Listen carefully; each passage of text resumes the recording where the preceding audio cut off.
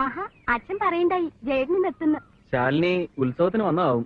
ഓ, ഉത്സവത്തിന് എത്തിയതന്നെ, പക്ഷെ ഇത്തവണയല്ല, കഴിഞ്ഞവണ. പിന്നെ പോയില്ല.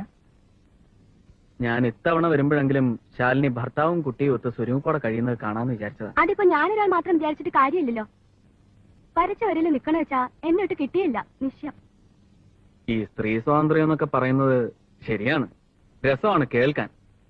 എന്നാലും നമ്മുടെ നാട്ടില് ഒരുവിധമുള്ള സ്ത്രീകളൊക്കെ ഭർത്താവുമായി കഴിയുന്നത്ര ഇണങ്ങി എല്ലാം അങ്ങ് മിണ്ടാണ്ട് അനുസരിക്കാന്നല്ല, ഒരു ഒത്തൊരുമയോടെ. അല്ല, അതാ അതിന്റെ ഒരു ഭംഗിയുമേ. ഞാൻ പറയുന്നത്, ഒരു കുട്ടിയൊക്കെ ആയില്ലേ, ഭർത്താവുമായി ശാലിനി കഴിയുന്നത്ര ഒന്ന് അഡ്ജസ്റ്റ് ചെയ്ത്. എന്ത് അഡ്ജസ്റ്റ് ചെയ്യാൻ? അങ്ങോട്ടൊരു പോങ്ങനാണെന്നേ. അല്ല, ഉറപ്പ്. തെളിവെന്താന്നോ അതിന്? തറവാട്ടിൽ തന്നെയുള്ള നിന്റെ നിൽപ്പന്നെ വന്നില്ലല്ലോ നാണവൻ ഭാര്യയെ പൂവിട്ട് എഴുന്നള്ളിച്ചോണ്ട് പോവാൻ.